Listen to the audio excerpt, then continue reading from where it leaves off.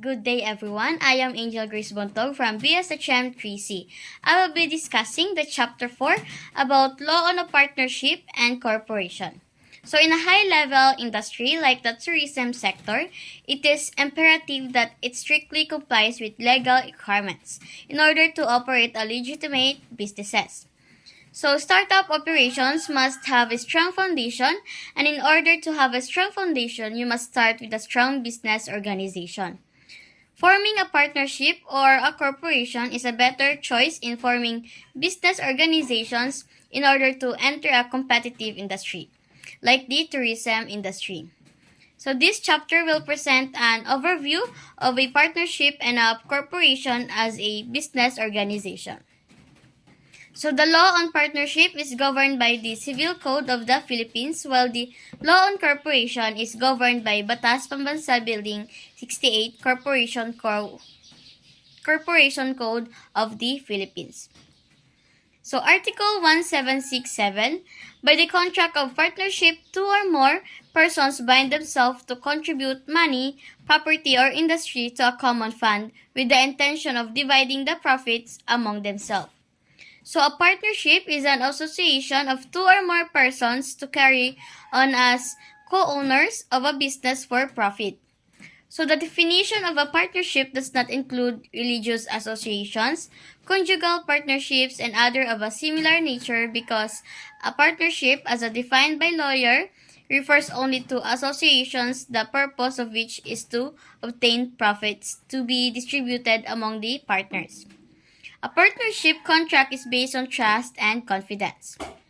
So these are the essential requisites of a partnership. First, an agreement to contribute money, property, industry to a common fund, and intend to divide the profits among themselves. So partnership have advantage and disadvantage.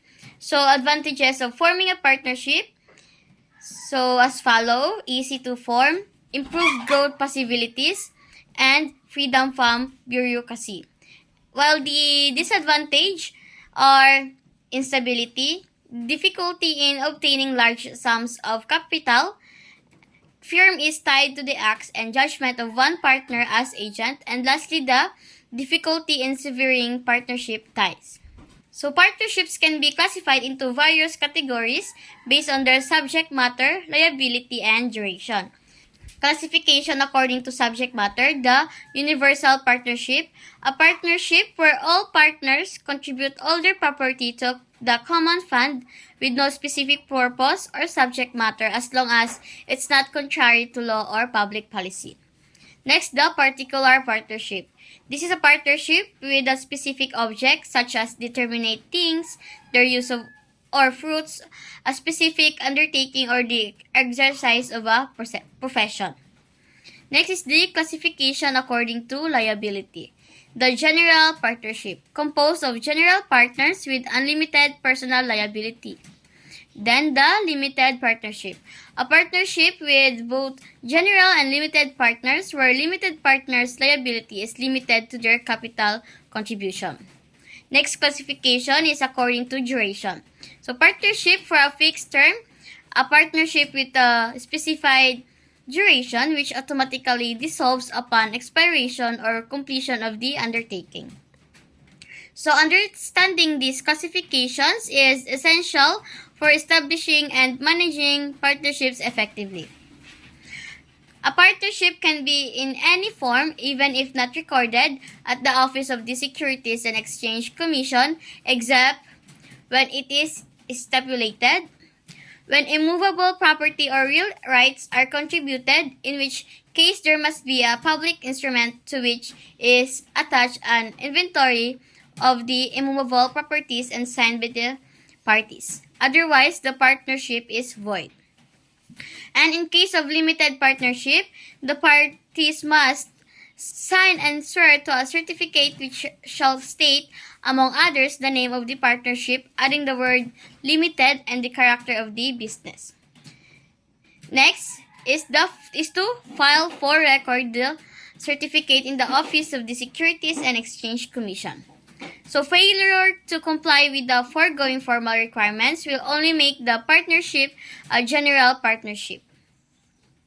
So the succeeding pages show a sample each of the article of partnerships for both general partnership and limited partnership. So these are the examples of articles in general and limited partnership. Next is the Article 1830, the dissolution and winding up of a partnership. The dissolution of a partnership can occur in various circumstances, which can be categorized in two main groups: those that occur without violating the partnership agreement and those that occur in contravention of the agreement. So, dissolution without violating the agreement. Termination of a definite term or particular undertaking. Express will of any partner when no term or undertaking is specified. Next is the express will all of partners who have not signed their interest, and expulsion of a partner for a legitimate business reason. So the dissolution in contravention of the agreement, express will of any partner at any time when circumstances don't permit dissolution under any other provisions, and event making it unlawful to carry on the business, perishing of a specific thing promised to the partnership, also does that, insolvency or civil interdiction of a partner, and lastly the decree of court under specific circumstances. Next is the order of liquidation for a general partnership is outlined in Article 1839 of the law. These provisions ensures that the partnership's assets are distributed fairly among creditors and partners upon dissolution. So the following rules apply to settling accounts between partners after dissolution are follows. First, the payment of liability. The partnership's liabilities are paid in a specific order. The creditors' liabilities owed to creditors outside of the partnerships are paid first. Next, partners, non-capital or non-profit. Liabilities owed to partners for non-capital and non-profit purposes are paid next. Next is the partners. Liabilities owed to partners in respect of capital contribution are paid after that. Finally, liabilities owed to partners in respect of profits are paid. So the important considerations in this law is that the liquidation process outlined in Article 1839 only applies to general partnerships. Limited partnerships have different liquidation process and will be discussed further on the next page. So partners can agree to a different order of payment or liquidation process, but this must be explicitly stated in their agreement. So by the following this order of liquidation, general partnerships can ensure that their assets are distributed fairly and that all parties are held accountable for their liabilities.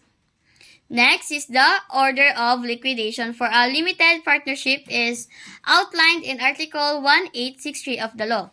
This provision ensures that the partnership's assets are distributed fairly among creditors, limited partners, and general partners upon dissolution. These are the rules to apply in settling accounts after dissolution. So liabilities owed to outside creditors, including those owed to limited partners, are paid first in the order of priority as provided by the law. And liabilities owed to limited partners in respect to their share of profit and other compensation are paid next. And liabilities to limited partners in respect to the capital of their contributions are paid after that. And for the general partners, and for the liabilities owed to general partners other than for capital contributions are paid next. And next, the owed to general partners in respect to profits are paid after that. Finally, the liabilities owed to general partners in respect to capital are paid. So you must consider the important following.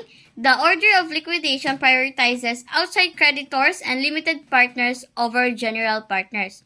In the absence of a statement in the certificate, a limited partner shares in profits shall be in proportion to their capital contribution.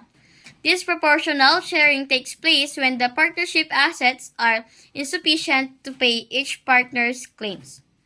So there are several types of corporations classified based on their purpose, structures. So there are several types of corporations classified based on their purpose, structure, and location. So classification by purpose. The stock corporation. This corporation organized for profit with capital stock divided into shares.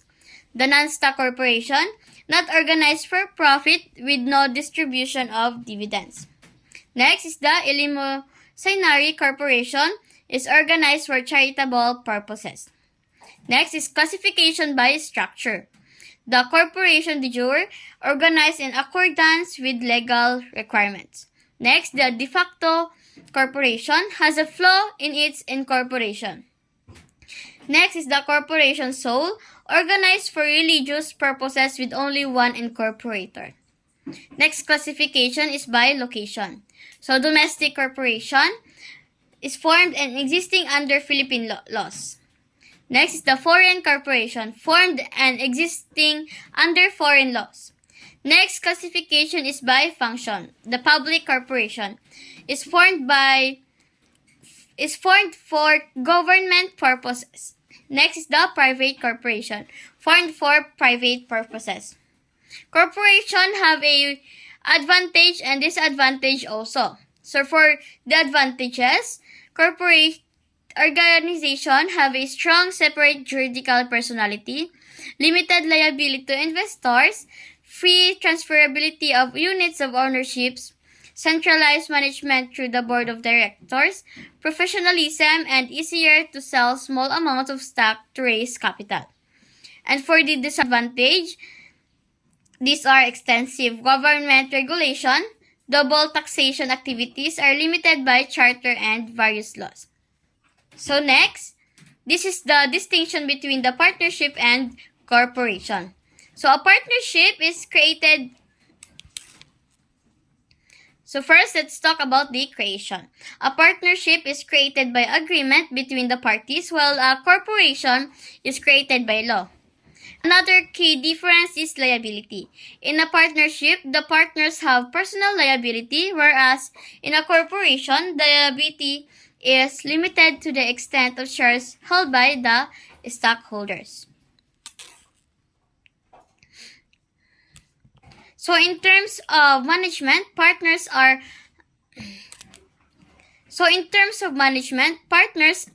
as agents in a partnership, while a corporation has a board of directors that makes decisions. And a partnership exists from the moment the contract executed, while a corporation exists from the date of issuance of the certificate of incorporation. So to form a partnership, you need to at least 2 people, while a corporation requires more. So partnerships do not have the right of succession, whereas corporations do. So in a partnership, transferring interest requires consent from all partners, while in a corporation, stockholders can transfer shares freely.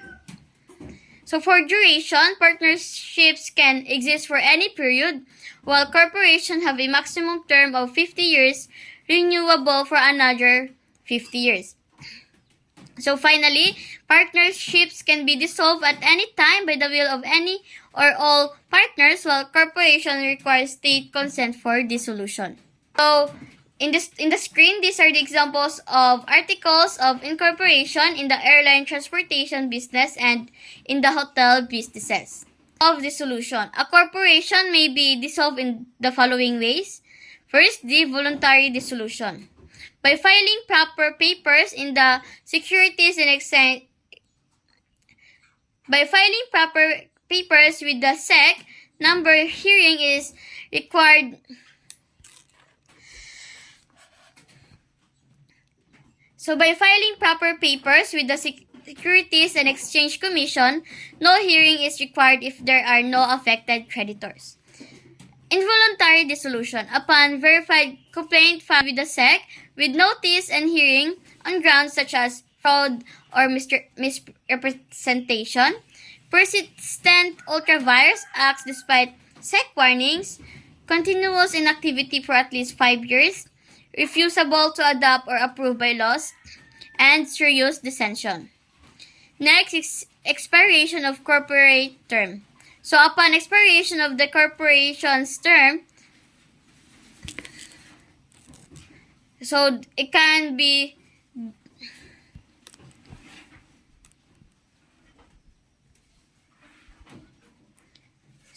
dissolved upon expiration of the corporation's term. Next is shortening of corporate term under Section 120 of the Corporation Code. Next is the failure to organize. Failure to organize and commence businesses within 2 years from the date of issuance of the certificate incorporation. Lastly is dissolution by legislative action. So these modes of dissolution highlight the various circumstances under which a corporation may cease to exist. So after dissolution, a corporation exists solely to settle and close its affairs, not to continue its businesses. So the liquidation period is 3 years to settle affairs, so cannot extend corporate life during liquidation, and stockholders must transfer rights to a trustee to continue pending cases, and remain personally liable for unpaid taxes even after the 3-year liquidation period. So the corporate liquidation is a critical process that ensures a dissolved corporation's affairs are properly settled and its obligations are fulfilled. Lastly, I will show you the government